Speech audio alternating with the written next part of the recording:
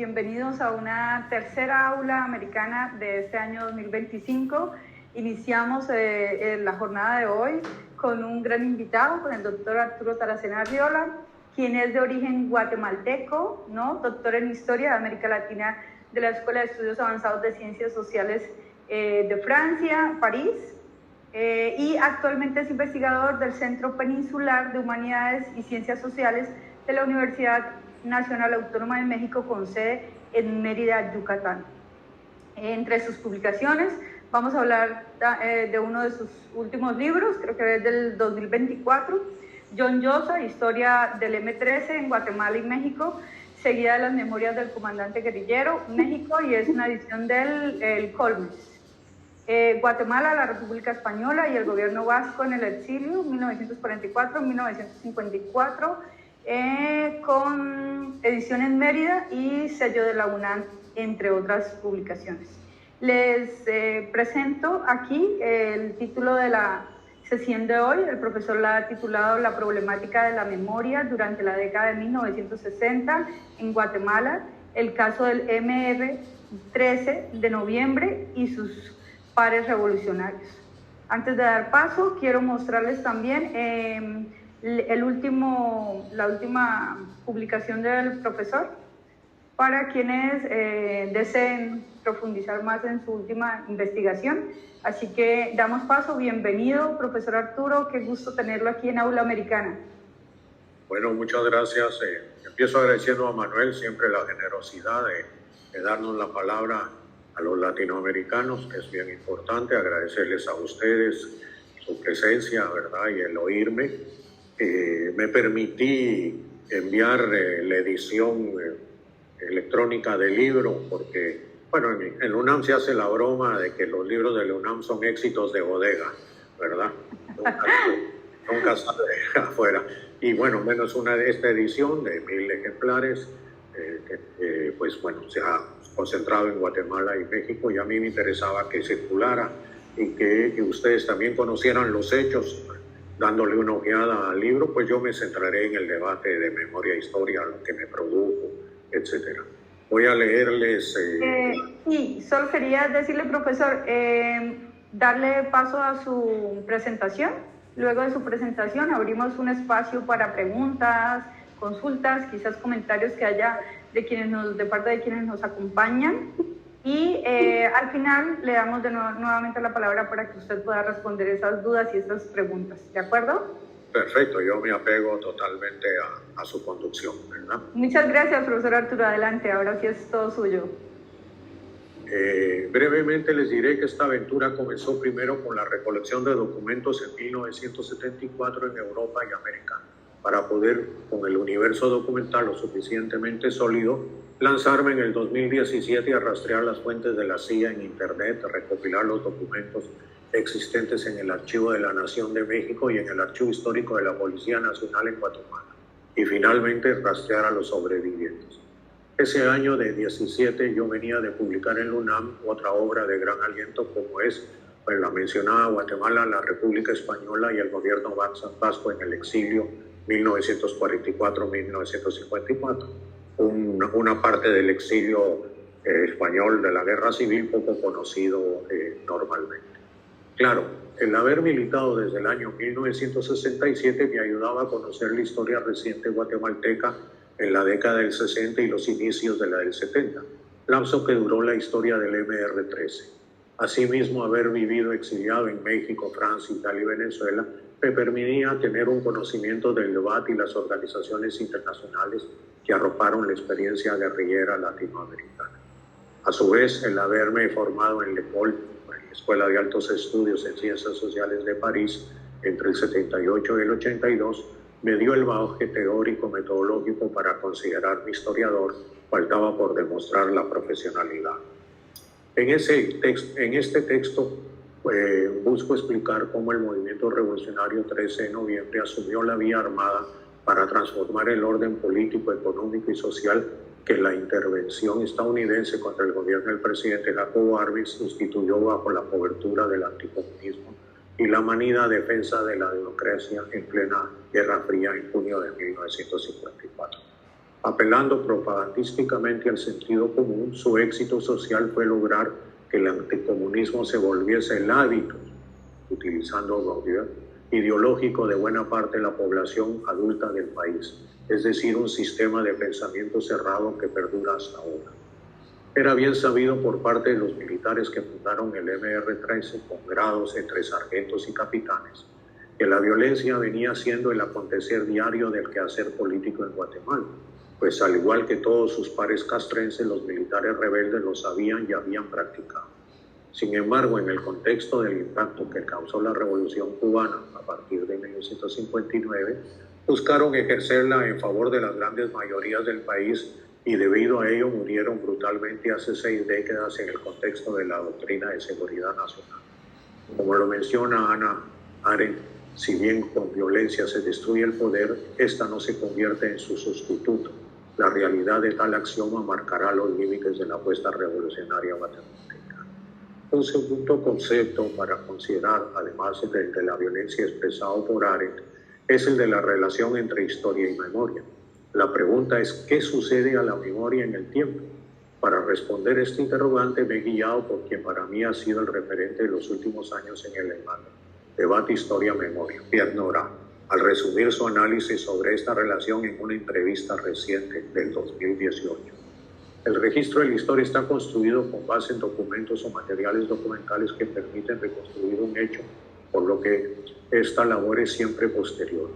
En cambio, la memoria es por complemento otra cosa, es afectiva, psicológica, emotiva, en un principio es individual, a diferencia de la historia. La memoria, además, es extremadamente voluble, juega muchos papeles y no tiene pasado, ya que por definición es un pasado siempre presente. Termino la cita de Nora. Paralelamente, Nora alude al hecho de que la función del historiador no debe perseguir la objetividad, porque esta no existe en términos absolutos, sino la honestidad y la ética en el uso de las fuentes y los hechos y el análisis máxime cuando las historias nacionales, patrias recientes han ido cediendo bajo la presión de las memorias no reconocidas por la historia oficial, muy centrada en el Estado, como una búsqueda de la recuperación de sus propias historias. Ese es el caso del denominado conflicto armado interno para Guatemala, un ejercicio que se vuelve impostergable en nuestro país, no solo porque la historia oficial se ha detenido desde 1954, sino por la falsificación de esta desde el poder y sus entidades protectoras, y además por la necesidad de historiar el presente como tiempo protagonista. Este trabajo no investigativo, apunta Nora, debe de tener el cuidado de evitar la presión de las memorias, aunque claro, haciéndoles justicia porque existen y aportan a la comprensión general del mundo, de las naciones y los pueblos. De esa forma se expande el campo de las preguntas a todos los problemas que habitan la historia.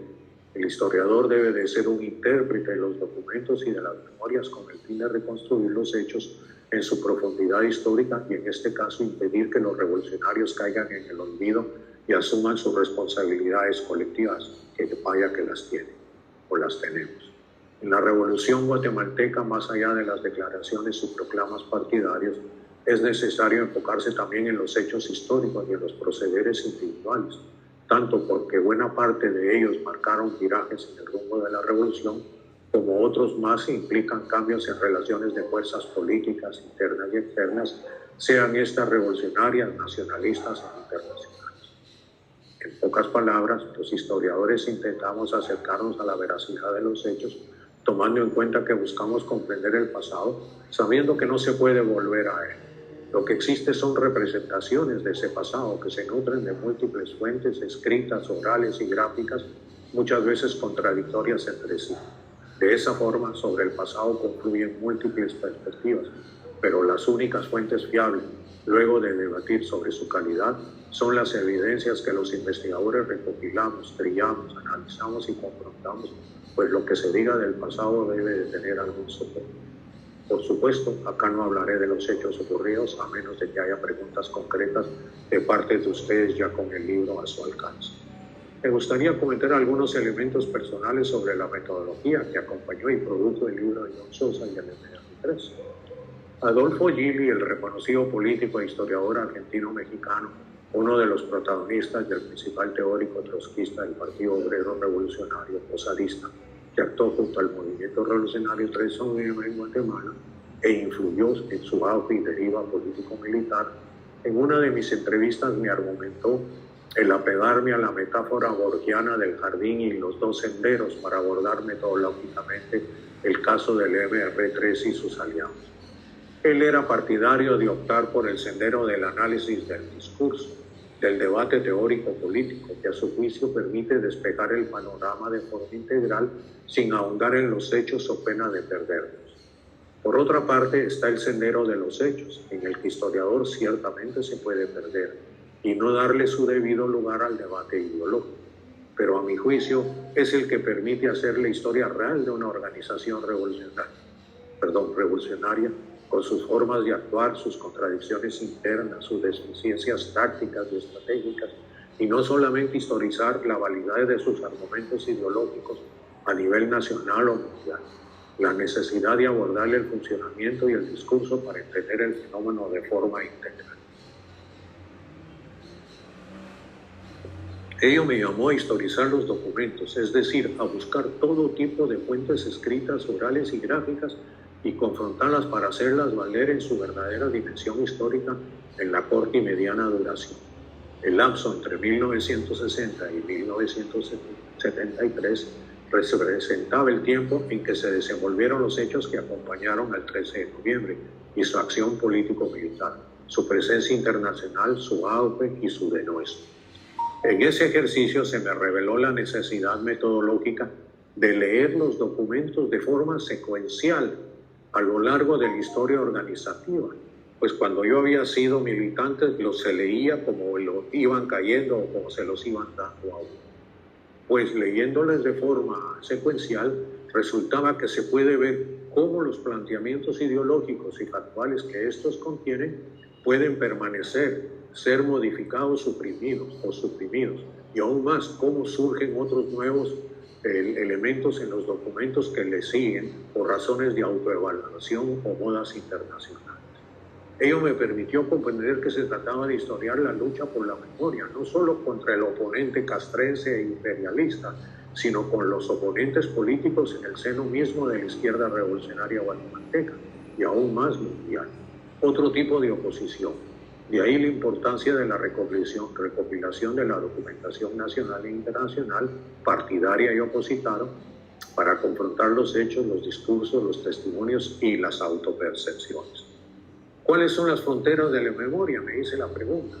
Es decir, la interacción que se establece entre lo que consideramos un hecho histórico y lo que ocurre en las memorias individuales y colectivas, incluyendo acontecimientos imaginarios y falsos recuerdos que perduran en el tiempo y se transmiten de generación en generación. Por ello resultaba importante esclarecer la historia por medio del material escrito, oral, visual, recopilado a lo largo de más de 40 años.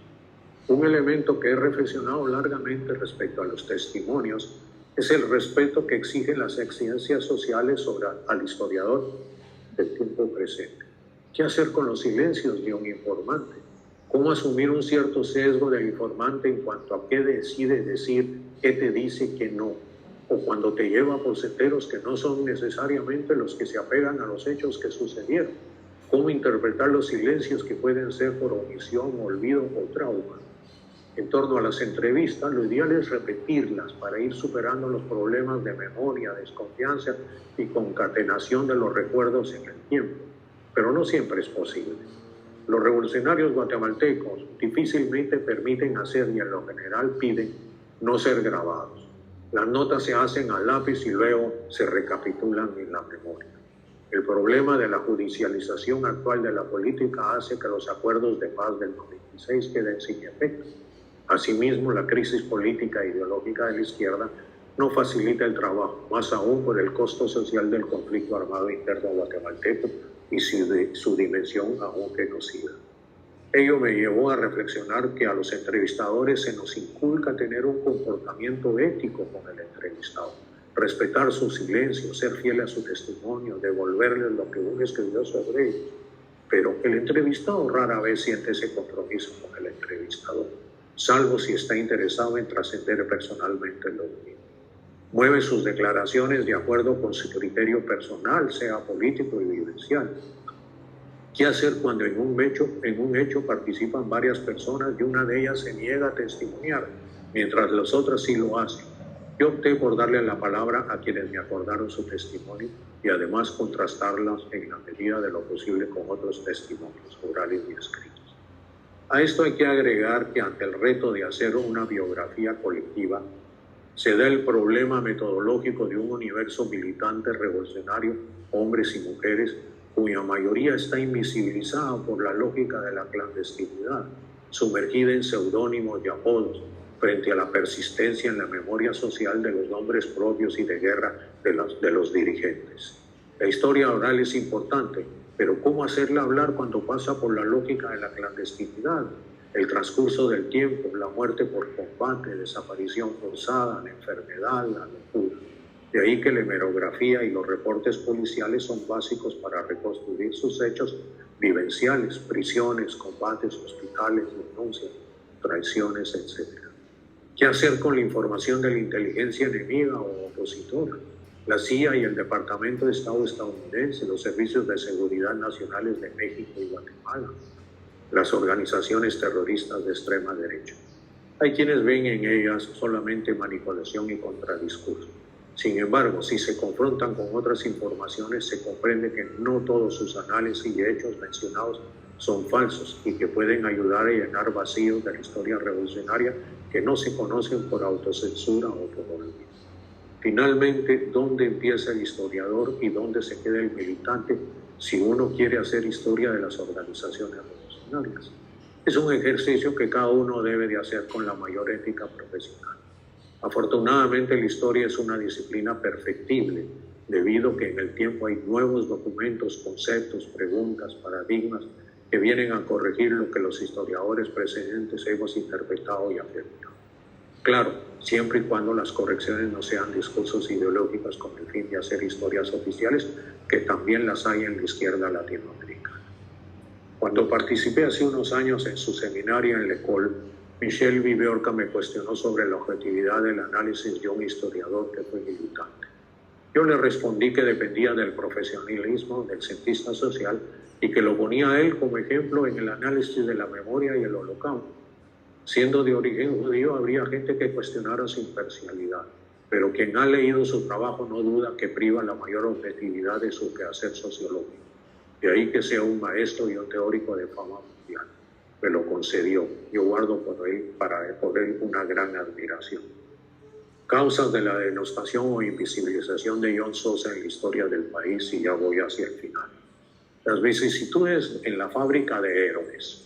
Hace unos años participé en un coloquio organizado por Michel Bertrand en la Universidad de Costa Rica sobre los mecanismos que permiten la fábrica de héroes. Participaron los que trataron los procesos de independencia, las guerras civiles e internacionales, pero mi intervención se centró provocadoramente en el denuesto de los héroes, en la medida que muchas veces por razones ideológicas y sociales se revierte la suerte de un héroe en el panteón nacional e internacional. Las razones son múltiples y complementarias en el caso de John Sosa.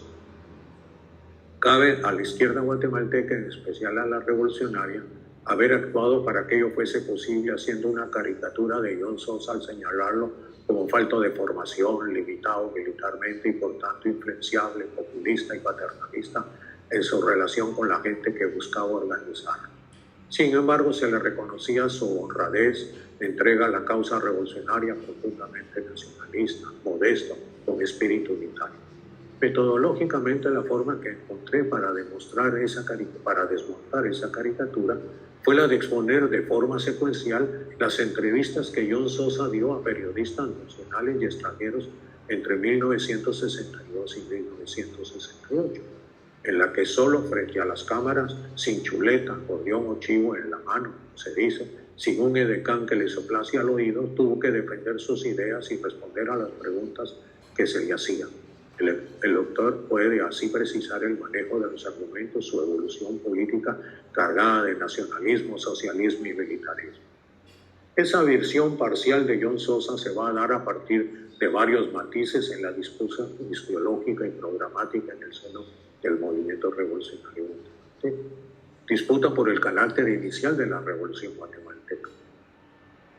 Si era democrático burgués o socialista, como proponía, democrático burgués como proponía la URSS, o socialista como proponía el movimiento posadista en el seno del MR13, que se planteó por primera vez en América Latina que su meta sería finalmente la toma del poder y la construcción del socialismo frente a las críticas de los comunistas del Partido Guatemalteco del Trabajo y de las Fuerzas Armadas Rebeldes, que sostenían la vieja tesis de la revolución por etapas, aspirando primero a lograr que fuese la democrático-burguesa.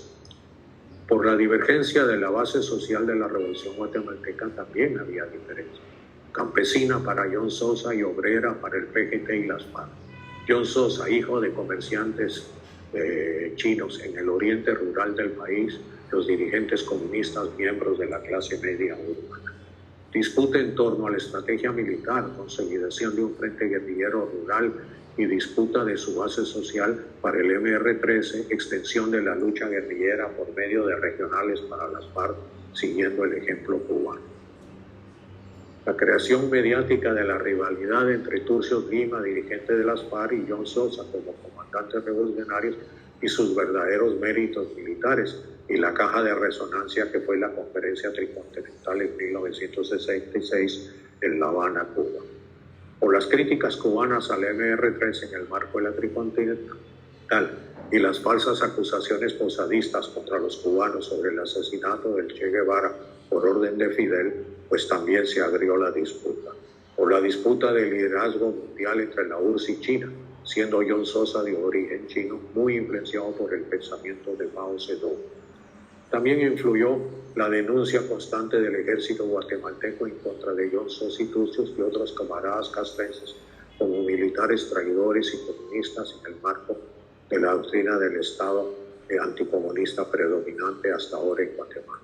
Hoy en día, en las páginas de la institución armada, se les recupera como oficiales con biografía a las que desgraciadamente no tenemos acceso público. La actitud de la comunidad china guatemalteca también jugó un papel muy importante. Presa de la doctrina de Estado anticomunista propia de Taiwán, independientemente de que John Sosa sea el personaje de origen chino más importante en la historia de Guatemala. Por último, aunque no conocía a John Sosa, intervinieron los factores personales, identificación con el personaje y la colonia china, tratamiento de la diversidad de las relaciones interétnicas en un país como Guatemala, haber sido correo entre John Sosa y César Monte, comandante de la organización en que yo militaba. Ello me llevó a incursionar en la temática del nacimiento de los mitos y la construcción de la historia. La necesidad de las narrativas que para forjar la leyenda sacrifican la realidad de los hechos. Ese juego entre memoria, leyenda e historia oficial del que nuestro personaje es un buen ejemplo. Gracias. Esa sería. Muchas gracias, profesor. Sí. Muy bien. Bueno, vamos a dar paso entonces a preguntas, comentarios. Escuchamos a los asistentes a la sala del día de hoy. Agradecemos a todos que están aquí. Además, tenemos una sala concurrida, profesor. Ha llamado mucho la atención su libro. Lucía, adelante, Lucía. ¿Quieres hacer alguna pregunta? Voy a ver si enciendo la cámara. Vale, ahora ya está. Pues lo primero, Arturo, darte las gracias. Me ha parecido muy interesante. Yo la verdad es que ya había leído un poquito pues, el libro y sobre todo sobre la historia de Guatemala, porque siempre me ha parecido fascinante el estatus en el que a veces están los inmigrantes, que se les considera económicos y no políticos justo en esos años. Y la verdad es que mi duda iba sobre todo a lo de la creación del héroe, porque me ha venido, en cuanto lo has dicho, la imagen de Rigoberta Menchú, ¿vale? Porque ella también es guatemalteca y por supuesto no es ni el mismo contexto ni la misma situación, pero también es como un personaje al que un poco crean como héroe, ¿no? Y aparece toda esa polémica.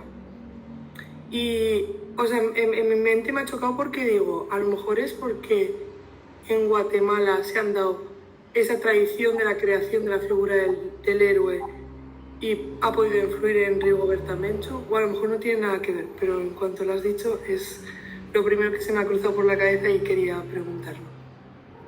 Bueno, en primer lugar, la creación de los héroes es internacional, ¿verdad? Bueno, No es un fenómeno guatemalteco, es internacional y toca las diferentes etapas históricas, ¿verdad? Ya sea prehispánica, hispánica, colonial, para el caso nuestro, republicana y presente, no digamos para España, ¿verdad? Está llena de construcción de héroes. sí, por supuesto. Eso, yo creo que son casos diferentes, ¿verdad? Porque pero tanto tiene una forma de similitud, y es que ambos personajes actuaron en la historia política reciente de Guatemala y jugaron un papel. La diferencia está en que John Sosa murió siendo muy joven, ¿verdad? Y Rigoberta Menchú sigue viva. Y claro, entre primeros años de Rigoberta Menchú, su libro, su actuar, su papel, el premio Nobel, y bueno, la posterior carrera, pues uno podrá argumentar una y otra cosa. A John Sosa el ejército mexicano lo mató en el año 70 y no se hubiera terminado su historia política. Él iba a México a reunirse precisamente con la organización para ver... Profesor, a veces se le va la voz, profesor, entonces bueno, lo más alto que tengo, ¿verdad? Sí. Me voy a acercar, perdón, para ver si... Sí, está muy bien, gracias. Entonces, pues es difícil de comparar. Yo no creo que todo lo de Rigoberta Menchú sea una construcción artificial. Yo creo que ella en su historial y en su trabajo en Naciones Unidas y en su trabajo en el campo internacional y en la defensa de los derechos indígenas, etcétera, tuvo su propia actuación. No es que la fabricaron nada más. Hay una fábrica también de la imagen de Rigoberta Menchú, por supuesto. Sería absurdo decirlo que no. Pero no lo puedes reducir a eso nada más. Sí, por supuesto. Era solo porque justo me llamó la atención y digo, bueno, a lo mejor hay una especie de estructura similar entre esos dos personajes. Pero... Bueno, eso le correspondería a alguien que hiciera el análisis, ¿verdad? No, yo no lo he hecho, francamente, ¿verdad? Eso sí, creo que son dos personajes que se pueden asegurar, y no solo John Sosa, Turcios Lima y otros personajes de la izquierda y de la oposición guatemalteca. Muchísimas gracias. ¿Alguna otra persona quiere hacer algún comentario, pregunta? Bueno, a ver, aquí está... Un agradecimiento por la intervención del profesor. Profesor, aprovecho mientras alguien más se anima a hacer preguntas. Hay, digamos, este tipo de libros siempre generan, y usted lo ha mencionado en su intervención, primero, cómo evitar la simpatía, ¿no? Expresar cierta postura frente a la historia de un partido o de un grupo revolucionario. Lo digo, por ejemplo, hay libros como el de Carlos Medina Gallego sobre la historia del ELN.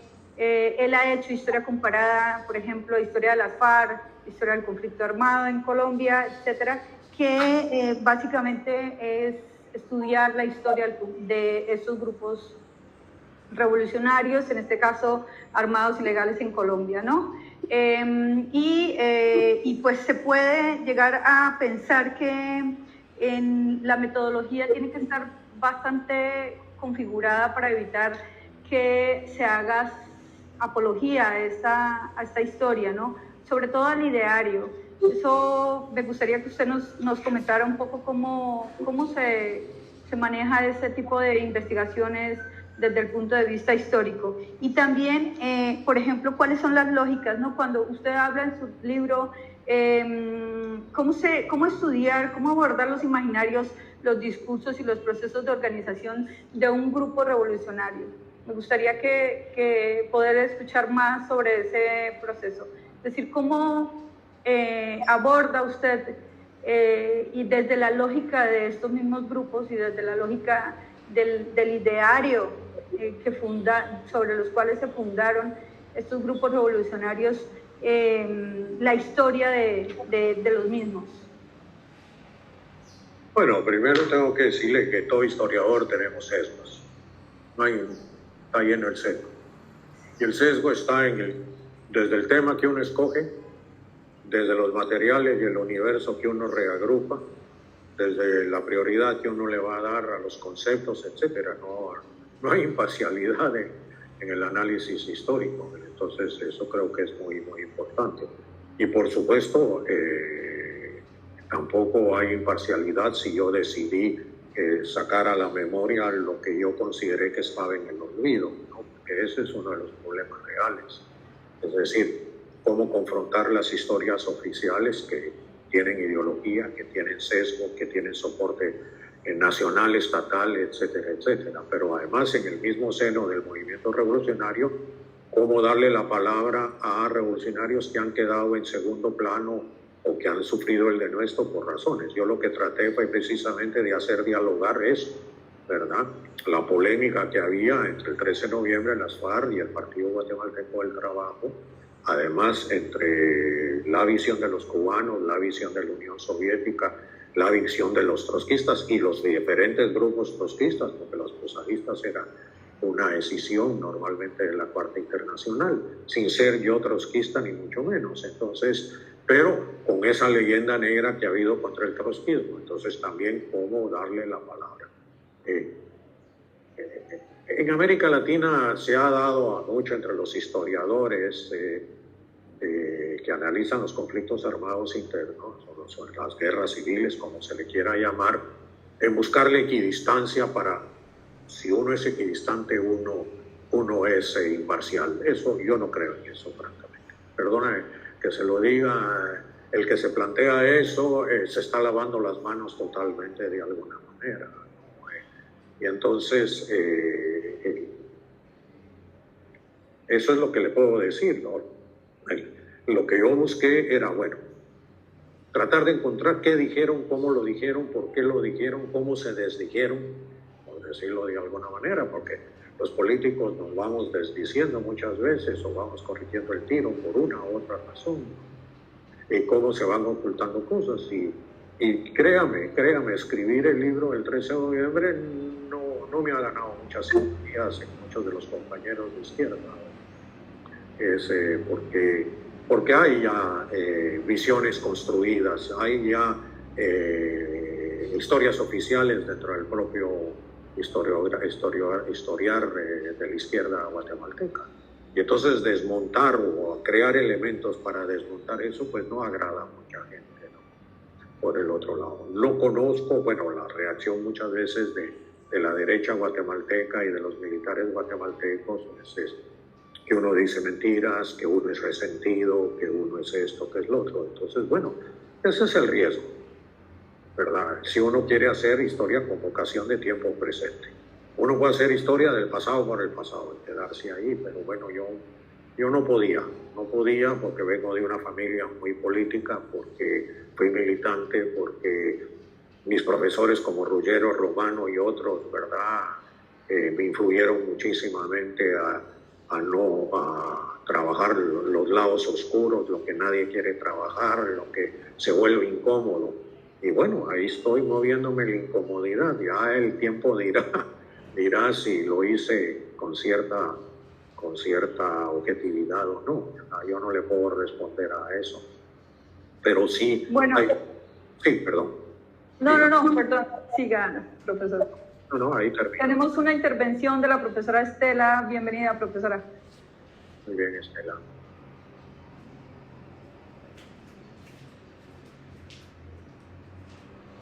No se te escucha. No tienes el micrófono.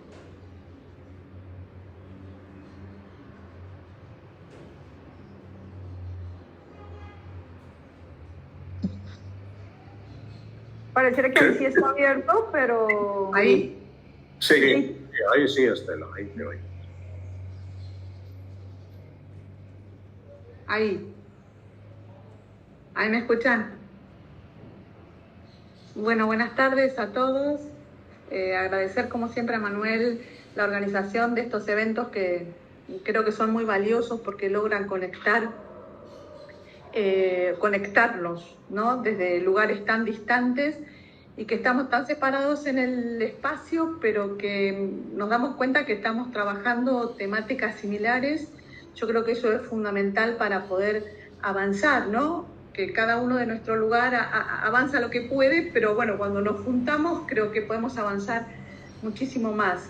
Por lo menos yo siento esto en esta ocasión en particular, ¿no? Y por eso, bueno, quería felicitar al profesor Arturo por este trabajo que creo que es excelente, ¿no? En el sentido que más allá de todas las aclaraciones metodológicas que tan claramente planteó en esta intervención, creo que nos permite, ¿no?, un avance en el conocimiento de esta organización político-militar guatemalteca muy, muy importante, ¿no? Porque pienso que una de las principales virtudes del libro es poder mostrarnos a la organización en movimiento, ¿no? Con cómo se va transformando en el propio proceso histórico, ¿no? A través de este seguimiento y las modificaciones en el programa, sus acercamientos y alejamientos con otros grupos políticos. Yo creo que eso es muy valioso y no es fácil de lograr, ¿no?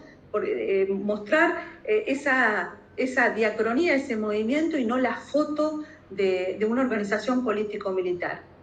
Y yo creo que gracias a ese método lo que se logra es poder ver las diferencias y similitudes con las organizaciones al interior de Guatemala, pero también con el movimiento de la izquierda mundial, ¿no? Que queda claramente con la cuestión cubana. Con la cuestión cubana, donde uno ve los ataques y diferencias, pero también las similitudes, porque el posicionamiento de John Sosa respecto a la burguesía nacional o respecto al carácter de la revolución socialista tiene punto de similitud con el guevarismo y con posiciones castristas, con algunas posiciones castristas. Entonces, digo, creo que es un trabajo muy bien hecho en ese sentido porque nos permite conocer más. Y mi pregunta, ahora sí voy a hacer un poco más la pregunta, su trabajo también nos permite ver esta relación con la sociedad guatemalteca, ¿no? Es decir, bueno, según un programa, según una estrategia, cómo se van posicionando las organizaciones respecto a los sujetos sociales, el movimiento obrero, el campesinado. Y entonces mi pregunta es una opinión, ¿no? Sí, esa diferencia programática que se plantea con tanta claridad, ¿no? Una propuesta de luchar por el socialismo y no por una revolución por etapas o una revolución en principio democrático-burguesa que luego avance hacia el socialismo, refleja un estadio de desarrollo del conflicto y de la lucha de clases en Guatemala.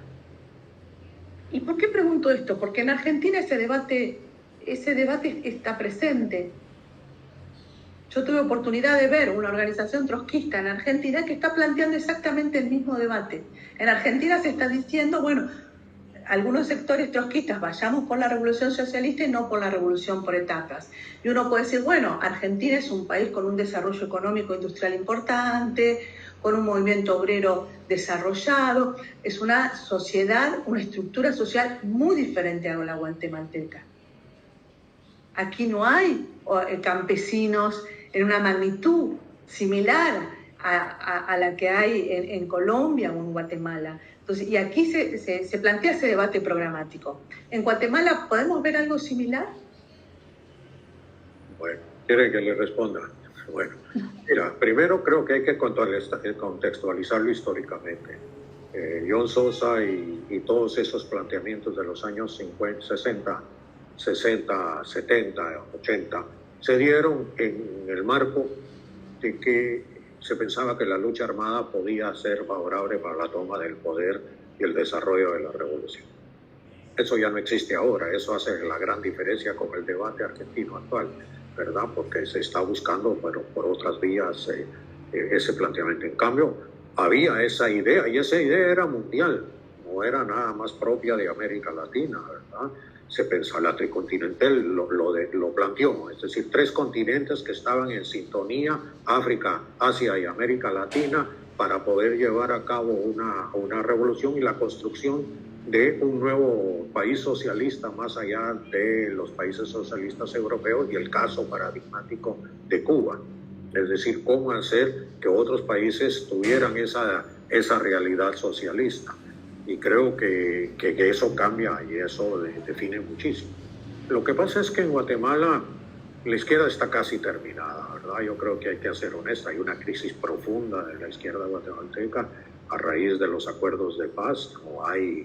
No hay planteamientos, sobre todo en la izquierda revolucionaria, ¿no?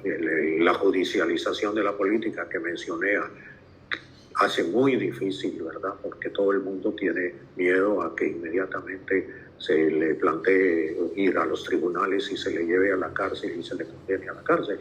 Sea revolucionario o no sea revolucionario, es una visión de oposición muy grande. Y entonces, no sé, son como momentos muy, muy difíciles de comparar. Lo que para mí metodológicamente fue más difícil, y tú haces alusión a eso, o vos, como diríamos argentinos y guatemaltecos, pero vos haces alusión a eso, es el tejer. Cómo la problemática que me planteó ir tejiendo, ¿verdad? Lo nacional con lo internacional, lo revolucionario con lo no revolucionario, lo campesino con lo obrero, lo estudiantil. No fue fácil armar eso. Y la verdad, en el fondo yo he querido que el libro también tenga una dimensión metodológica a nivel latinoamericano. Es decir, yo he leído muchas historias de los movimientos revolucionarios latinoamericanos, pero siento que son muy memorísticas, porque lo que domina son los testimonios todavía enormemente en América Latina, ¿no? Y no la búsqueda realmente profunda de toda la documentación y de todos los documentos visuales, esto, lo otro, etcétera, que puedan respaldar lo que uno está diciendo. No sé si respondo con eso, pero sí yo me enmarco en cómo se veía en ese momento, que no lo dije, pero es un planteamiento. Si ustedes leen el libro, no hay citas de libros posteriores a 1973 de análisis casi, a menos de que sean testimonios de gente que actuó. Yo quise saber cómo se veía la Guerra Fría en ese momento, no cómo la estamos analizando ahora. Cómo se veía el debate sobre las etapas de la revolución, ¿verdad? En ese momento, no los análisis actuales. Evité precisamente ser anacrónico en ese sentido, ¿verdad? ¿Por qué?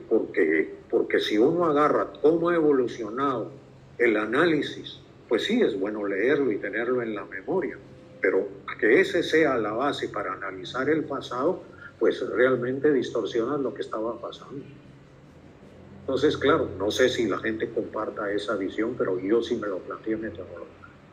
¿Cómo pensaba la gente? ¿Qué decía la gente? ¿Hasta dónde llegaba el análisis de la gente?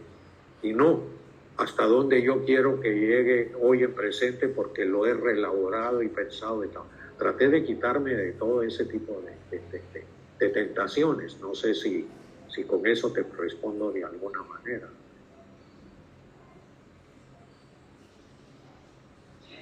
Sí, una cosita más respecto a, sí, según su balance y su conocimiento de la historia de John Sosa y de su posicionamiento programático, esa defensa, ¿no?, de un programa socialista se articulaba, digamos, con una realidad histórica. Es decir, bueno, en Guatemala en 1963-64 las vías nacionalistas están agotadas, pero estructuralmente estamos en condiciones de dar un paso más. ¿Eso estaba presente en John Sosa? Mira, claro, por supuesto. No te olvides que Guatemala venía junto con Irán y con Bolivia de las primeras intervenciones de la Guerra Fría en América Latina, ¿verdad? Y votar gobiernos democráticos por parte de la CIA. Pero el caso guatemalteco se volvió un elemento fundamental que cuando se hace un análisis de la Guerra Fría, no sé por qué los latinoamericanos partimos estrictamente desde Cuba, cuando había antecedentes, ¿verdad? Estaba el 52 en Bolivia, el 54 en Guatemala. La Guerra Fría surgió en el 47-48 y hay que analizarla en toda su dimensión y no solo en los últimos los puntos álgidos. Por supuesto, la Revolución Cubana es el elemento cumbre y no la puedes dejar de un lado, pero hay antecedentes. Bueno, Guevara es muy claro en el desarrollo del pensamiento de Guevara, el antecedente guatemalteco y sudamericano y boliviano, etcétera. Tiene una reflexión general, ¿no? Pero eso es entonces eso pesaba enormemente. Guatemala es un país agrícola, era un país agrario. Y parte de la intervención norteamericana fue el efecto de la reforma agraria planteada por el gobierno de Arbenz contra las grandes multinacionales, la United Company, etcétera, y contra los grandes propietarios cafetaleros de Guatemala, ¿no? Entonces, John Sosa, que era un comerciante cuya familia se ganaba la vida china en el oriente del país, vendiéndole productos de la tierra, como se llamaba durante la colonia, ¿verdad?, tan correctamente a los productos, ¿no?, telas, botones, tijeras, machetes, etcétera, y a los campesinos, conocía perfectamente el campesinado, y para él la revolución tenía una dimensión campesina. No era un proletariado casi inexistente en la ciudad de Guatemala, porque no se puede comparar con la Argentina, ¿verdad?, ni mucho menos, sino era esa dimensión, y entonces él tenía a China y a Vietnam, no a Cuba, sino a China y a Vietnam, como ejemplos, porque claro, la Revolución Cubana partió desde la montaña, pero estaba el movimiento 26 de julio y toda la politización de los cubanos, ¿verdad?, del Partido Comunista Cubano y de los estudiantes cubanos de Guatemala, eso existía mínimamente. Entonces para él la disputa de clases era la disputa de la base campesina, era profundamente nacionalista, mientras que nosotros, hay que reconocerlo, ¿verdad?, en el Partido Comunista o en las FARC y después las decisiones que salieron de las FARC, la apuesta era internacionalista. No es que no fuéramos nacionalistas, pero no estaba tan presente, no pesaba tanto. Y John Sosa, ya al final de su vida, como el libro lo dice, volvió una vez más a insistir en el nacionalismo como movilizador. Claro, cuando tú agarras la doctrina de seguridad nacional, es un planteamiento nacionalista de los militares en toda América Latina. Ellos tienen su concepción nacionalista y la defienden. Nosotros no la compartíamos, pero no es que no la tengan ellos, ¿verdad? Entonces, habría que reflexionar más, no soy un especialista en esa, y creo que es un punto muy, Estela, muy interesante que planteas, en esa contradicción y diálogo entre lo nacional y lo internacional, entre la apuesta a nivel mundial, ¿verdad?, y la apuesta nacional. Nos falta mucho pensar eso, creo. Bueno, gracias. Sí, y dime, Rosita. No sé si tenemos otra pregunta, pero mientras, también quería, a propósito del discurso nacional, profesor, cuando se hace este tipo de investigaciones y este tipo de publicaciones, ¿cómo entender la disputa histórica que existe entre la historia de un grupo revolucionario y los discursos nacionalistas que generalmente o por lo general tienden a negar este tipo el accionar y la importancia de este tipo de grupos revolucionarios? Metodológicamente, ¿cómo entender esa disputa? Bueno, metodológicamente está en quién se apodera de lo que es lo nacional y el interés nacional, ¿verdad? Es decir, por eso lo decía, los militares tienen una visión de su nacionalismo, la burguesía es más cuestionable que sea en el caso guatemalteco nacionalista, al revés, ha sido una burguesía con poco criterio nacional, ¿verdad?, profundamente, claro, no es como en otros países de América Latina. Agarro el caso de tu país, donde sí hay un planteamiento nacionalista, aunque yo no comparta con la élite colombiana, ni mucho menos, ¿no? Pero lo ha habido, es decir, tradicionalmente en la disputa entre liberales y conservadores, etcétera. Sí, sobre todo se tiende a minimizar, ¿no? Bueno, pero eso es claro, ¿verdad? Es muy interesante, bueno, en el el caso de España, muy interesante porque se le llama nacionalistas a catalanes, vascos y gallegos, etcétera. Pero hay un nacionalismo español también, ¿verdad? Es decir, uno no deja de ser nacionalista, uno plantea nociones nacionalistas. Ahí es la disputa entre las visiones nacionalistas. No es que no existan, sino cuál es la disputa. Yo creo que eso sucede en toda América Latina. Pero uno de los discursos es decir, los revolucionarios están metidos al extranjero, no son nacionalistas, aunque peleen por las mayorías, aunque se mueran por las mayorías, esto y lo otro, pero no lo somos.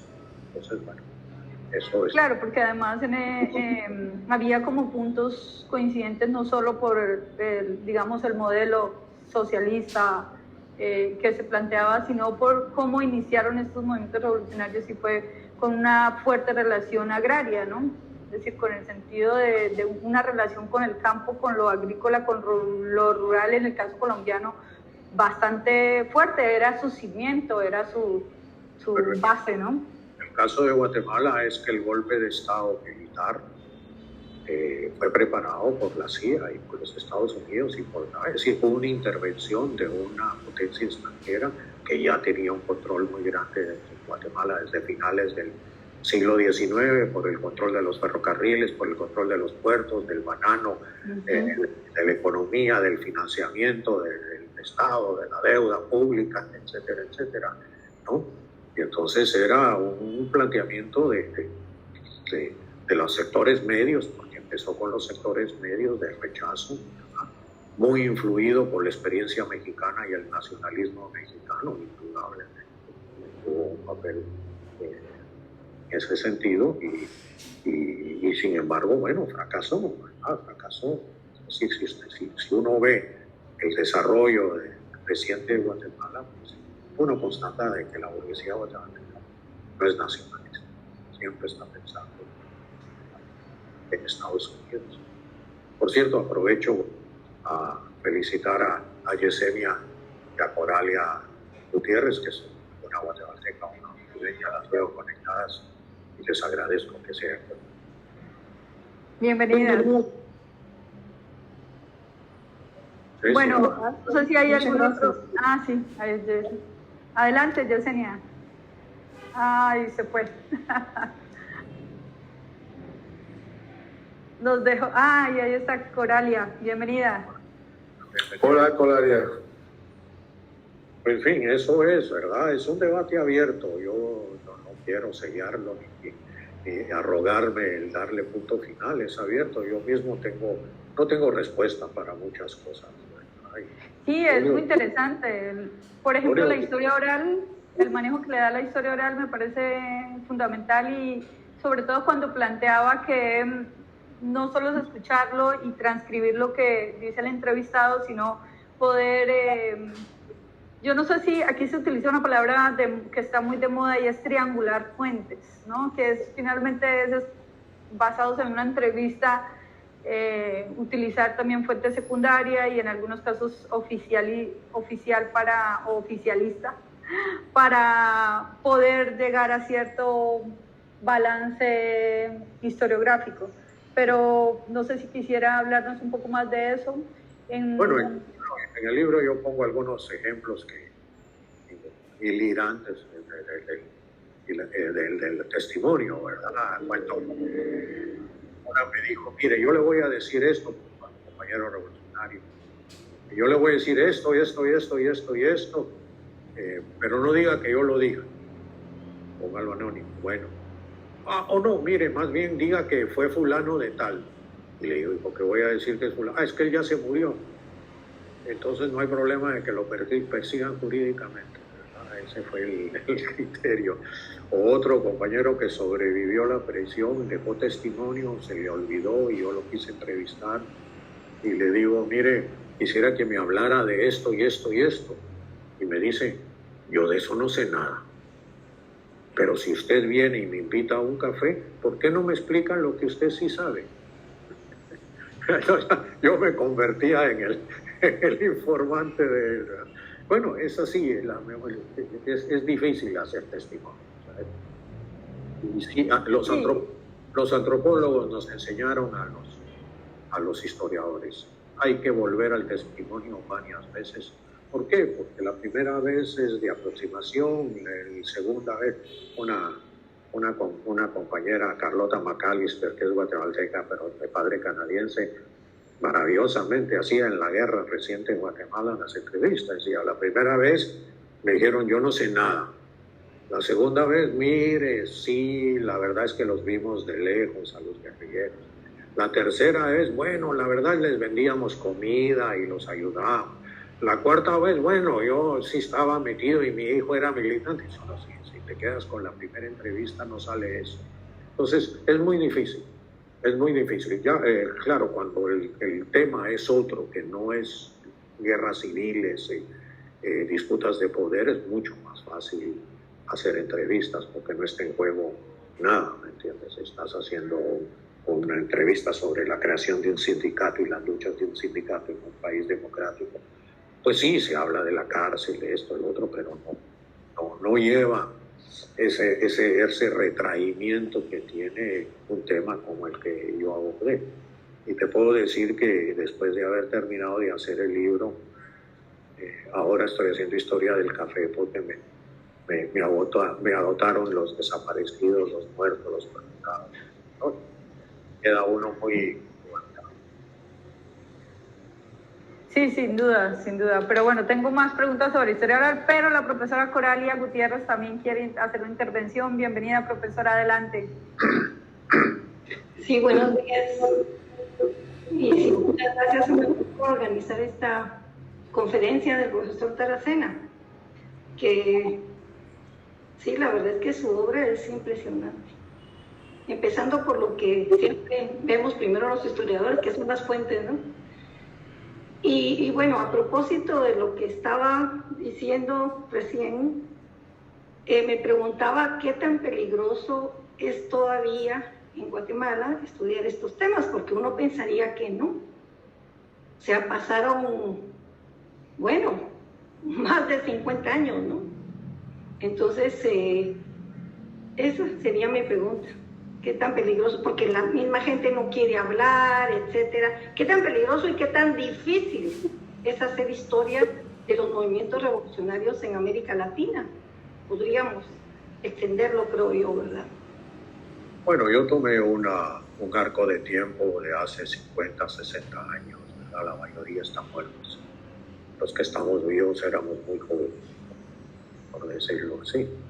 Entonces eso ayuda a que no crea amenazas ni para el gobierno ni para el sur. Ya trabajar los años 80, 90, 70 es mucho más conflictivo porque se está vivo, porque etcétera, etcétera. No es nada fácil hacer historia.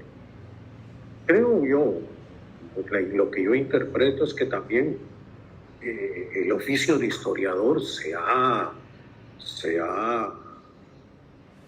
es como si desarrollado también en otros sectores sociales de Guatemala. Los militares tienen importantes historiadores, los conocemos poco porque en general son círculos muy cerrados, pero llevan años formando historiadores y trabajando historiadores. Uno lo ve a nivel de América Latina, ¿verdad? Chile, Argentina, Colombia, me imagino. La misma burguesía guatemalteca tiene sus historiadores y hay una disputa de la memoria. En ese sentido hay una disputa de la memoria, ¿no? Pero bueno, hay que abordar, es decir,